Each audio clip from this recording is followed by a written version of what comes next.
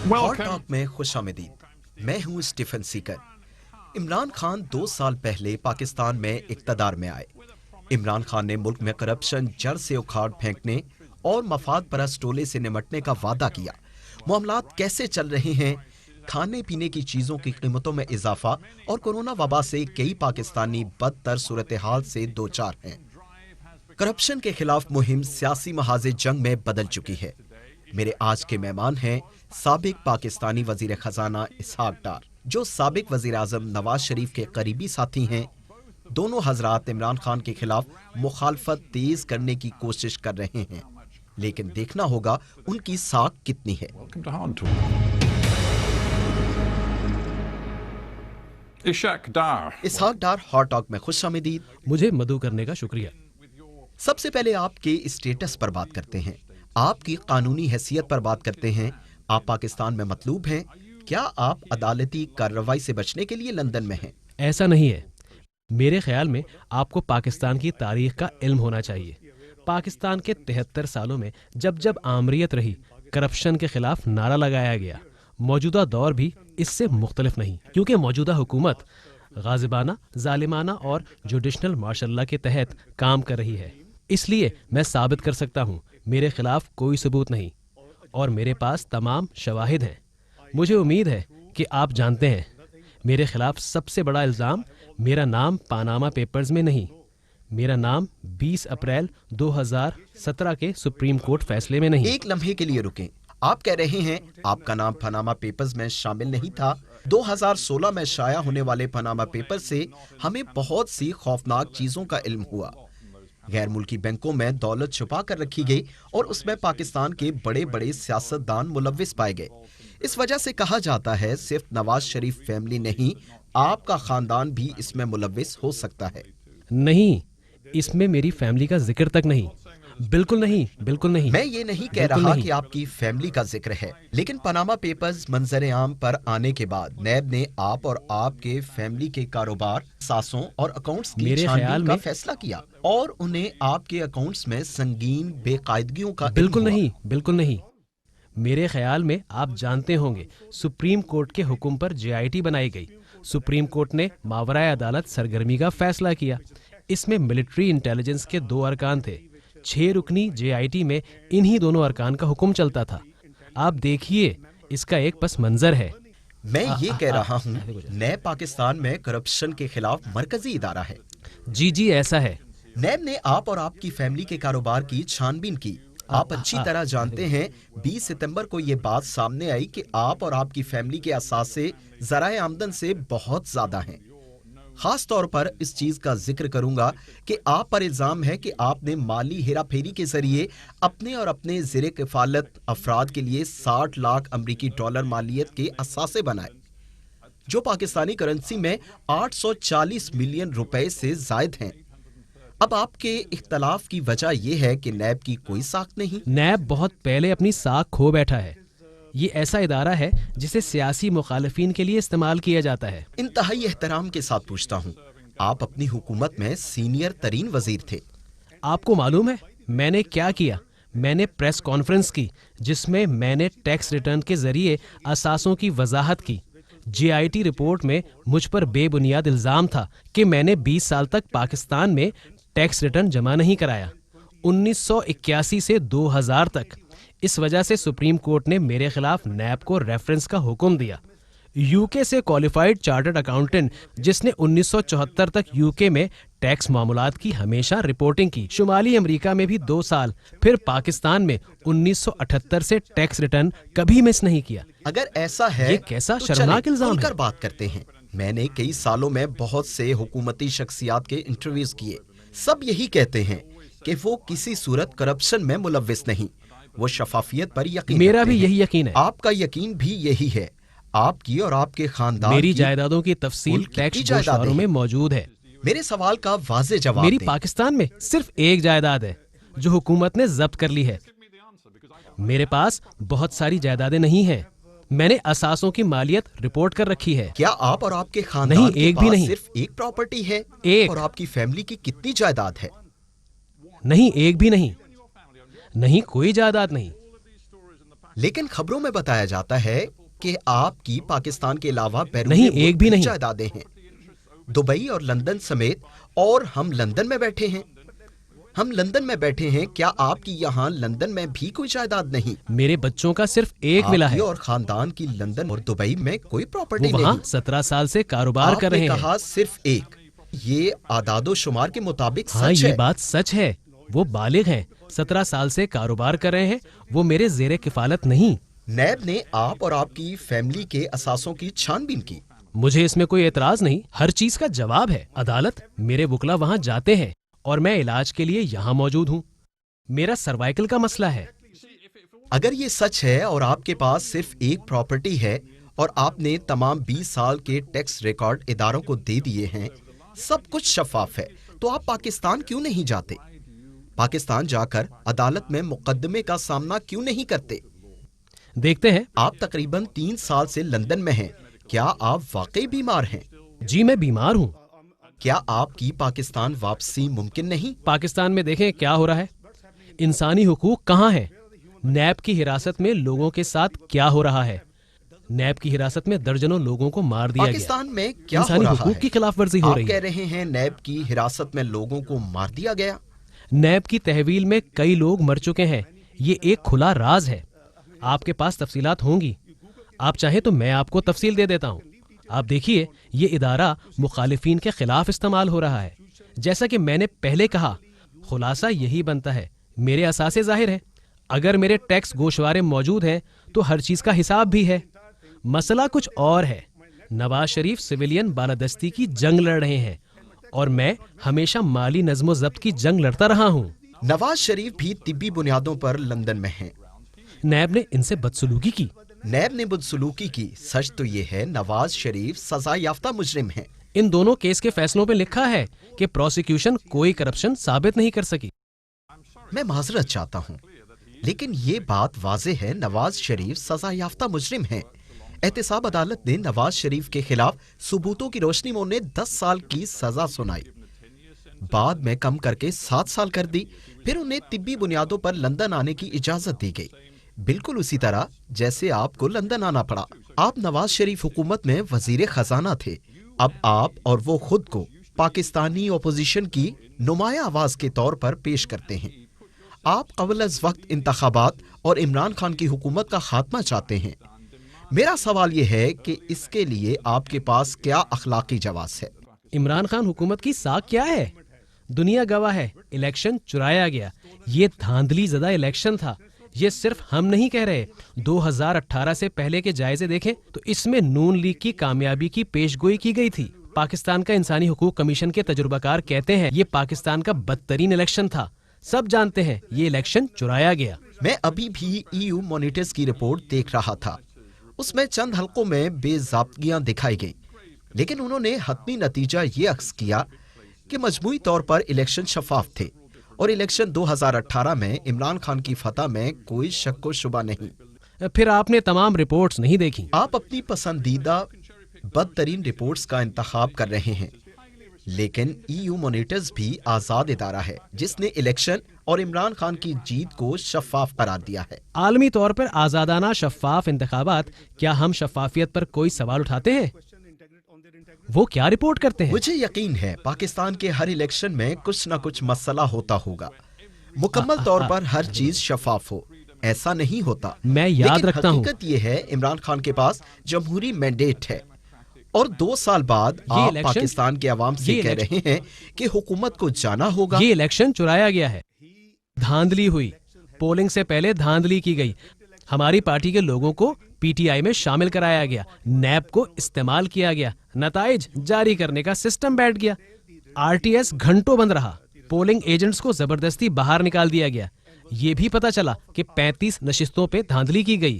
اگر یہ سب نہیں ہوتا تو عمران خان حکومت نہیں بنا سکتا تھا۔ یورپی یونین مبصرین کی ٹیم کے سربراہ نے بھی یہ آپ نے کہا۔ پوری رپورٹ نہیں سنی، مجموعی طور پر یہ انتخابات آپ نے پوری شفاف رپورٹ تھے۔ نہیں دیکھی، EU چیف کی پوری رپورٹ دیکھ لیں۔ اس آخری جملے سے پہلے رپورٹ میں کیا کہا گیا چلیے ہے؟ آگے بڑھتے ہیں، اب آپ کی حکمت عملی کیا ہوگی؟ آپ اور نواز شریف اپنے ویڈیو لنکس پاکستان بھیج رہے ہیں اور جلسوں میں ہزاروں پاکستانی عمران خان حکومت کے قبل از وقت خاتمے کا مطالبہ کر رہے ہیں۔ نواز شریف نے پنجاب میں ہزاروں لوگوں کے سامنے کہا army chief general Qamar Javed Bajwa اپنی ساکھ کھو بیٹھے ہیں۔ نواز شریف نے کہا آرمی چیف نے انہیں نکالا اور 2018 کے انتخابات میں ان کی شکست کے ذمہ دار بھی وہی ہیں۔ نواز شریف نے کہا انہوں نے نہ صرف حکومت ختم کرائی بلکہ قوم کو اپنی خواہشات کی بھینٹ چڑھا دیا۔ الیکشن میں عوام کی مرضی مسترد کی گئی، نااہل لوگوں کو منتخب کرایا گیا جو معیشت کو تباہی کی طرف لے کر جا رہے ہیں۔ آپ کے ملک کے آرمی چیف کے بارے یہ میں حقیقت یہ ہے۔ غیر معمولی باتیں ہیں۔ یہ اوپر سے ہی ہوتا ہے، ایک ڈیپ سٹیٹ۔ پاکستان میں ڈیپ سٹیٹ سے سب واقف ہیں۔ کیا یہ آپ کے لیے حیرت کی بات ہے؟ یہ ایک گھن چکر ہے جسے دنیا جانتی ہے۔ ہیلری کلنٹن نے ایک انٹرویو میں ڈیپ سٹیٹ کے لیے پاکستان کی مثال دی۔ مہربانی کریں، ہمیں تجربے سے شفاف ہونا چاہیے۔ الیکشن چرایا گیا، ڈان لیگ سے شروعات ہوئی۔ نواز شریف جمہوریت اور پارلیمنٹ کی بالادستی کے لیے جد و جہد کر رہے ہیں اور میں مالی نظم و ضبط اور شفافیت کی جد و جہد کرتا رہا ہوں۔ یو کے میں جمہوریت اور جمہوری اقدار کی بالادستی ہے۔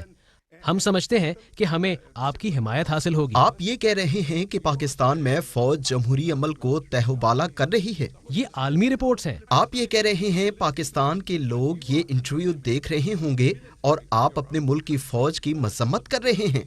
فوج نہیں، میرے خیال میں ہمیں افراد کی بات کرنی چاہیے۔ ہم پوری فوج سے متعلق یہ نہیں کہہ رہے۔ فرق واضح کرنے دیں۔ خواہشات کی فہرست ہے، مختلف لوگوں کی ذاتی ترجیحات ہیں جنہوں نے ملک میں ماشاء اللہ لگایا۔ آرمی چیف سپہ سالار ہیں۔ آپ اور نواز شریف کا کہنا کہ وہ جمہوری عمل کو کمزور کر رہے ہیں، کیا آپ یہی کہہ رہے ہیں؟ ہم یہ کہہ رہے ہیں کہ اگر الیکشن میں دھاندلی ہوئی، جیسا کہ واضح ہو چکا ہے، شک و شبے کے بغیر اگر الیکشن میں دھاندلی ہوئی اور کسی نے منصوبہ بنایا، یہ ہم نہیں تھے۔ پاکستان کے وزیر داخلہ نے کہا نواز شریف ملک کے چوتھی بار وزیر اعظم بن جاتے اگر ان کے ڈیپ سٹیٹ اور اداروں کے ساتھ مسائل نہ ہوتے۔ انہوں نے ایسا کیوں کہا؟ آپ جو الزام لگا رہے ہیں وہ تسلیم نہیں کیا جا سکتا۔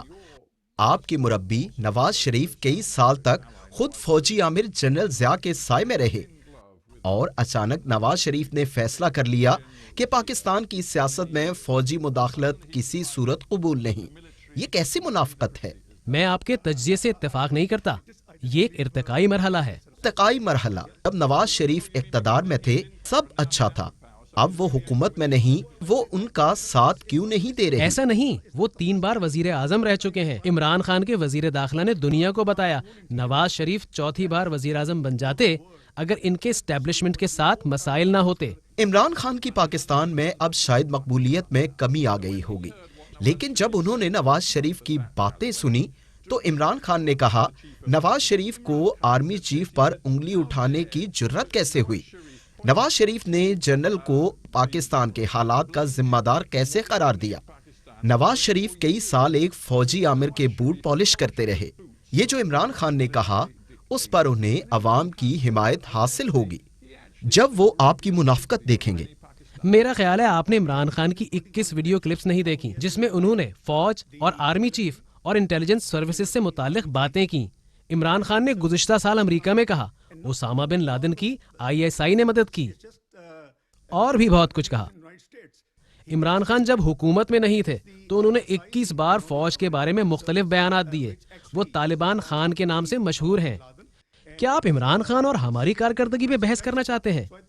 کیا ہم یہاں اس لیے بیٹھے ہیں کہ کمزور جمہوریت ہے یا جزوی جمہوریت، جزوی آمریت پر بات کریں؟ پی ڈی ایم میں شامل جماعتیں قبل از وقت انتخابات کا مطالبہ کر رہی ہیں۔ عمران خان حکومت گرانا چاہتی ہیں، لیکن کئی لوگ نواز شریف کے بیانیے سے پیچھے ہٹ گئے۔ بلاول بھٹو نے بھی کہا نواز شریف کو آرمی چیف سے متعلق باتیں نہیں کرنا چاہیے تھیں۔ بلاول نے نواز شریف کے بیان پر افسوس کا اظہار کیا۔ نواز شریف کی بیٹی مریم نواز نے بھی تفصیل سے وضاحت دینے کی کوشش کی کہ وہ فوج کے خلاف نہیں۔ لگتا ہے نواز شریف حد سے تجاوز کر گئے۔ یہاں کنفیوژن ہے۔ نواز شریف وزیر اعظم ہو نہ ہو، وہ فوج مخالف نہیں۔ انہوں نے چند افراد پر الزام لگائے۔ جیسا میں نے پہلے کہا شروعات اوپر سے ہوتی ہے۔ ڈان لیکس کے بارے میں آپ جانتے ہوں گے۔ FATF کا معاملہ ہوا، پاکستان گرے لسٹ میں گیا. ہم نے پاکستان کو FATF سے باہر نکالا. یہ درست ہے؟ اگر نواز شریف حلف کے خلاف جانے والی بعض مداخلت کی نشاندہی کرتے ہیں اور یہ پاکستان کے آئین میں ہو تو میں اس میں کیا خرابی؟ چلیں سیاست اور عوام کے لیے آپ کے پیغام کی بات کرتے ہیں. پاکستانی عوام مشکل میں ہے. کھانے پینے کی چیزوں کی قیمتوں میں اضافہ ہو رہا ہے. پاکستان میں کورونا کی دوسری لہر شدید ہو رہی ہے جس کی وجہ سے معاشی مشکلات بڑھ رہی ہیں. ان حالات میں آپ ملک میں سیاسی عدم استحکام کی کوشش کر رہے ہیں. عمران خان حکومت گرا کر قبل از وقت انتخابات کا مطالبہ کر رہے ہیں. الیکشن میں دھاندلی کا شور مچا رہے ہیں. دعویٰ کر رہے ہیں کہ ملک فوج چلا رہی ہے. کیا آپ کا طرز عمل عوام کے لیے فائدہ مند ہے؟ آپ کو غیر جانبدار ہونا ہوگا. 2013 کے الیکشن ہم نے بھاری اکثریت سے جیتا. ہمیں تقریباً 2/3 اکثریت ملی. 2014 میں عمران خان نے 4 حلقوں میں دھاندلی پر احتجاج شروع کیا. کسی نے اس کے خلاف بات نہیں کی. آپ 6 سال پرانی بات کر رہے ہیں. عمران خان نے آپ کی حکومت کے لیے سیاسی عدم ہمارے دلوں میں استحکام پیدا عوام کا کیا. درد ہے پاکستان میں اور اسی مہنگائی لیے بڑھ ہم رہی آگے بڑھ رہے ہے. ہیں. آج پاکستان کے عوام کا بڑا مسئلہ ہے سیاسی عدم استحکام, جیو پولیٹیکل عدم استحکام, اور عوام حیران ہیں. اور نواز شریف لندن میں بیٹھ کر اپنے دل میں ان کا درد رکھتے ہیں. ہمارے دلوں میں عوام کا درد ہے اور اسی لیے ہم آگے بڑھ رہے ہیں. افراط شر کی شرح کم تھی, شرح سود کم تھا. جنوبی ایشیا میں سٹاک مارکیٹ کی کارکردگی بہترین تھی. کرنسی مستحکم تھی. GDP کی شرح 11 سال کی بلند ترین سطح پر 5.8% تھی. مغربی ادارے ہماری کارکردگی کی تعریف کر رہے تھے. 2016 میں پرائس واٹر کوپرز کی پیشگوئی تھی کہ 2030 میں پاکستان G20 کی صف میں کھڑا ہو جائے گا اور ہم اس سے پہلے کی کوشش کر رہے تھے. ہمیں یقین تھا. ہم نے ملک سے لوڈ شیڈنگ ختم کر دی تھی. ہم نے انتہا پسندی اور دہشت گردی ختم کر دی تھی. معاشی اشاریے بہتر ہو چکے تھے. میں آپ کی معاشی کارکردگی کو خراب نہیں کہہ رہا. یہ کسی حد تک سچ ہے. میں آپ سے ایک سادہ سوال کا جواب چاہتا ہوں. پاکستان آج جہاں کھڑا ہے, عمران کے پاس 5 سال کا مینڈیٹ ہے. انہوں نے الیکشن میں فتح حاصل کی. آپ اگلے الیکشن تک انتظار کر سکتے ہیں. آپ واپس پاکستان جا سکتے ہیں. لیکن آپ ابھی تک لندن میں ہیں. آپ آئندہ الیکشن لڑ سکتے ہیں, یا آپ لندن میں بیٹھ کر عمران خان کی حکومت کمزور کرنے کی کوشش کر سکتے ہیں. لیکن اس سے پاکستان میں سیاسی عدم استحکام پیدا ہوگا. یہ سیاسی عدم استحکام کا مسئلہ نہیں, یہ نااہلی کا معاملہ ہے. یہ کارکردگی کو نہ دکھانے کا مسئلہ ہے. یہ 2 سال میں پاکستانی معیشت کا بیڑا غرق ہونے کا مسئلہ ہے. 1952 کے بعد پاکستان میں پہلی بار GDP کی شرح منفی ہو گئی. پہلے سال 1.9%, دوسرے سال منفی 1.4%. ملک میں لوگ بڑے پیمانے پر بے روزگار ہو گئے. ہم نے 6% لوگوں کو غربت سے نکالا. عمران خان نے 1 کروڑ نوکریوں کا وعدہ کیا مگر 1 کروڑ 20 لاکھ لوگوں کو بے روزگار کر دیا. آپ کے طرز عمل سے پاکستان کمزور ہو رہا ہے. آپ نے حال میں ہی میرے خیال میں ایسا آپ وہ ٹویٹ سب کیا کہ عمران خان فضتاحیت کی راہ پر چل رہے ہیں. عمران خان پاکستان کے مفادات کے لیے کھڑے ہیں. انتہائی تناؤ کی صورت میں بھارت اور مودی کو 2 ٹوک جواب دیا. آپ جانتے ہیں چین کے ساتھ مل کر اچھی خارجہ پالیسی بنائی جو معاشی استحکام پر مبنی ہے, جس پر آپ چلتے رہے. عمران خان نے پاکستان کا اثر و رسوخ استعمال کر کے افغان طالبان کو امن عمل مذاکرات کے لیے رضامند کیا. آپ کیسے کہہ سکتے ہیں یہ پالیسیاں فضتائی ہیں؟ میرے خیال میں آپ وہ سب نہیں جانتے ہیں یا آپ کو جاننے کا موقع نہیں ملا. وہ پاکستان میں کس طرح کی فضتائیت کر رہا ہے. کیا آپ اس بات پر قائم ہیں؟ جی بالکل, وہ فضتائیت کے راہ پر چل رہے ہیں. آپ کورونا وبا کے باوجود پاکستان میں ہزاروں لاکھوں افراد کو سڑکوں پر لانا چاہتے ہیں. آپ عمران خان حکومت گرا کر جلد انتخابات چاہتے ہیں. آپ اپنے ارادے میں تاحال کامیاب نہیں ہو سکے. آپ کا اگلا قدم کیا ہوگا؟ آپ نہیں جانتے عمران خان اس عرصے میں کیا کرتے رہے. PDM کے جلسے 16 اکتوبر سے شروع ہوئے. ان 6 ہفتوں میں حکومت نے بھی بڑے جلسے کیے. آپ کا اگلا قدم کیا ہوگا؟ پاکستان میں جمہوریت کی بالادستی ہمارا اولین ہدف ہے.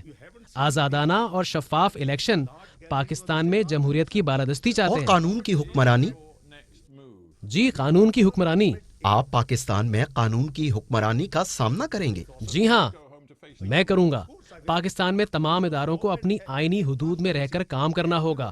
ہم اس پر بہت خوش ہوں گے۔